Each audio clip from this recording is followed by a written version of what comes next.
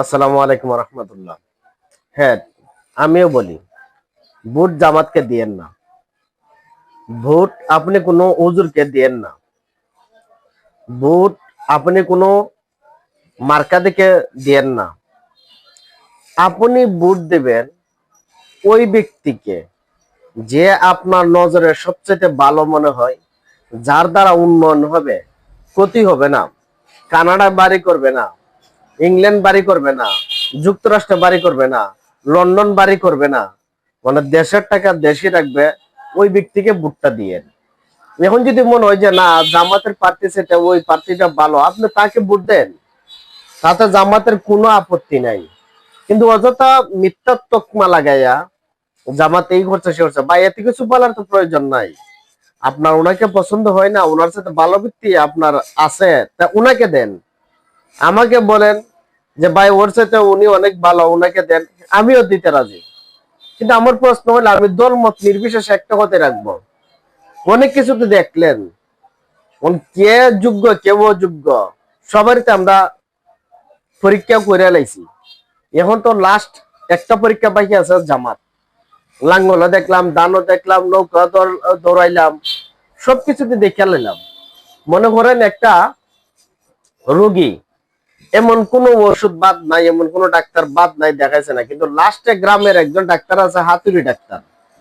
এখন ওনার কাছে গেলে অনেকে বলতেছে ভালো হইব, আবার বেশিরভাগ বলতেছে যে না, ওনার ওষুধটা খাইলে সে মারাও যেতে পারে। ভাই আমার প্রশ্ন হলো, এই রুগীটা যখন এত জায়গায় দইরা এত কষ্ট কইরা কোনো উন্নত হইতেছে না, কোনো মানে তার যে কষ্ট এটা দূর হইতেছে না, তাইলে এখন লাস্ট ট্যাবলেটটা এটা মনে করলাম যে হয়তো আল্লাহ বাঁচাইলো, আর নাইলে আমার নিয়ে গেল। কারণ এরা আমার দেখার দরকার, আমি যেহেতু কোনো মতে আমার শান্তি হইতেছে না, আমার তো একটু শান্তির দরকার, এটা মনে করি স্যার আমি এটা খাইলাম। এখন দেখা গেছে এটা আমার ব্যর্থ হয়ে গেছে গা, সমস্যা নাই, পরবর্তীতে আমি অন্য জায়গায় ট্রাই করি। কিন্তু আমি তো অন্যগুলো ট্রাই করে আইছি, এখন তার এইদিকে যাওয়ার না, এখন আমার এটা লাস্ট চান্স আছে।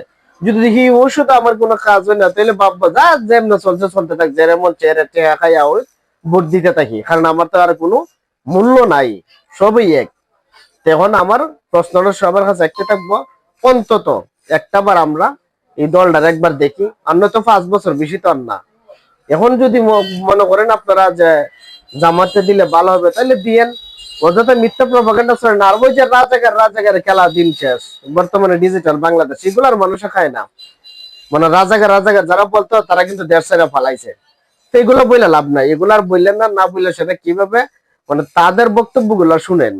তারা কি বলে, যে তারা বলতেছে যদিও তারা পাশ করে, তবু তারা সব দলকে নিয়ে একটা মানে জাতীয় সরকার গঠন করবে।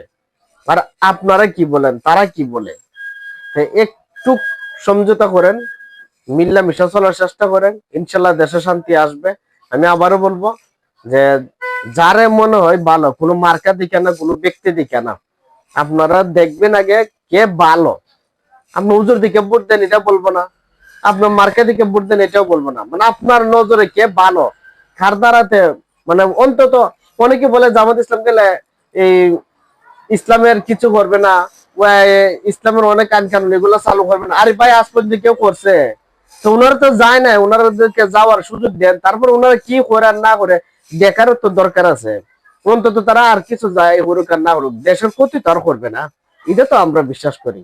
তা আমার সবার কাছে বিনীত অনুরোধ থাকবে একটাই, আপনারা অন্তত শেষবারের মতন এবার চান্স আছে।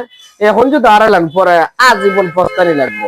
এই সময় কি আল্লাহর উপর দোষ দিয়ে হইতো না, নিজের গায়ে দোষ রাখতেইব, যে আল্লাহ এখন সুযোগ দিয়েছে, এই সুযোগটা আমরা কাজে লাগাবো ইনশাল্লাহ। যদি ভিডিওটি ভালো লাগে সবাই শেয়ার করবে।